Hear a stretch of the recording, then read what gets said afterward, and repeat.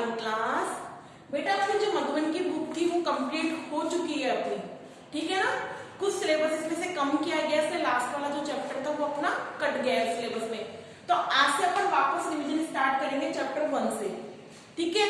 तो अब अगर किसी बच्चे का चैप्टर 1 रह गया हो तो वो अच्छे से कर सकता है दोबारा। तो आप निकालिए चैप्टर 1, उठ मेरी बेटी। देखिए,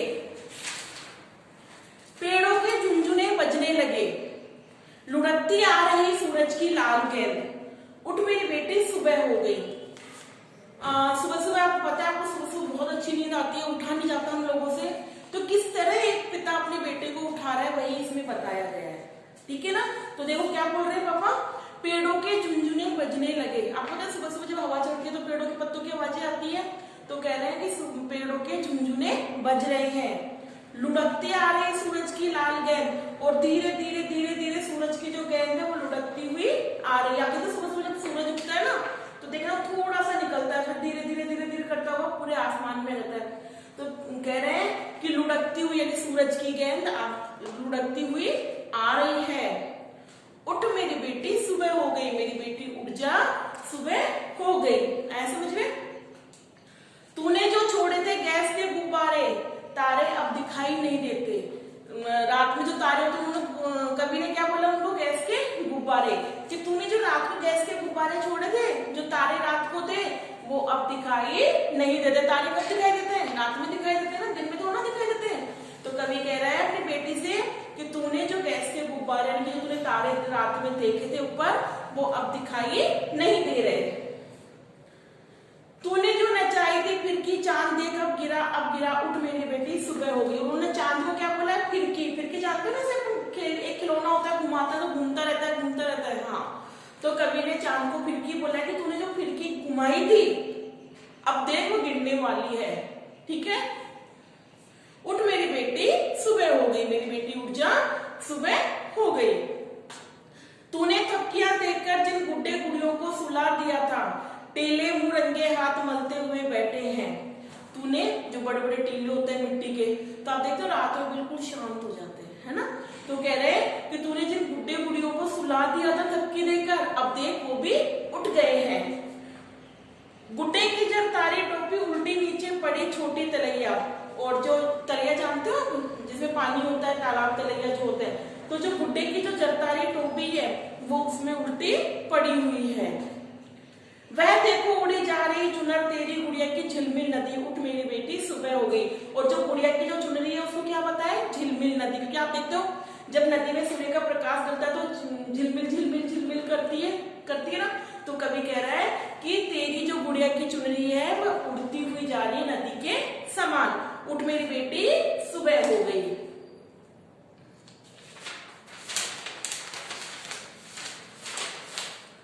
तेरे साथ थककर सोई थी जो तेरी सहेली हवा। कवि कह रहा है अपनी बेटी को कि तेरे साथ रात को जो थककर तेरी सहेली हवा सोई थी, जाने किस झरने से नहाकर आ गई, वह तो झरने से नहाकर भी आ गई। अब ऐसा क्यों बोला है? क्योंकि सुबह आप जो हवा देखते हो, जो हवा होती है उसमें नमी होती है, ठीक है ना।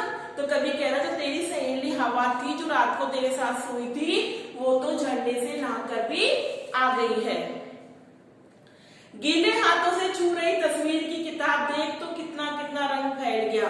कवि कह रहा है कि हवा में जो नमी है, हवा है, नहा के आई झरने से, तो गीले हाथों से तेरी किताबों को छेड़ रही है, तो उनका रंग फैल रहा है। जब आप अपने किसी पेंटिंग या किसी कलर पे अगर गीले हाथ लगाओगे तो कलर फैलेगा ना।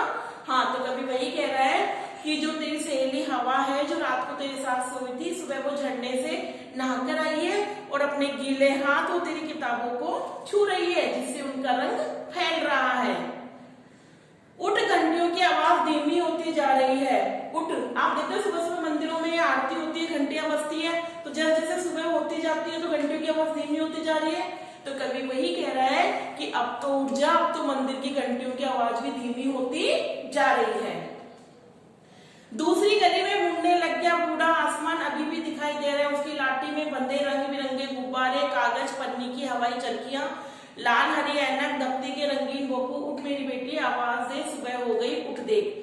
अब वो क्या कह रहा है कि सूरज धीरे धीरे अब दूसरी तरफ घूमने वाला है, दूसरी तरफ घूम रहा है बूढ़ा आसमान, क्योंकि बूढ़ा इसने कहा कि निकलते हुए उसको काफी टाइम हो गया।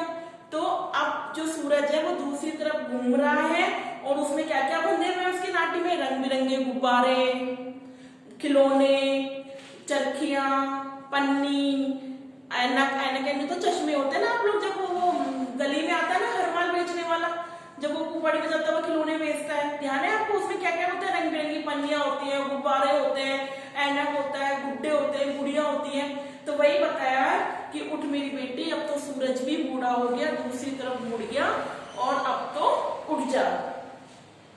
बंदर बिस्कुट का तेरा डिब्बा लिए छत की मुंडेर पे बैठा है, अब तो उठ जा, जो बंदर है वो तेरे बिस्कुट का डिब्बा लेके छत की मुंडेर पर चला गया है। इस तरह एक पिता अपनी बेटी को जगा रहा है। आया समझ में आपको? अब आपको करना क्या है, ये पूरी कविता आपको अच्छी अच्छी राइटिंग में अपनी कॉपी में करनी है और इस कविता को लर्न भी करना है, ठीक है? ये कविता आपको अच्छी अच्छी राइटिंग में अपनी कॉपी में करनी है और इसको लर्न भी करना है। Thank you.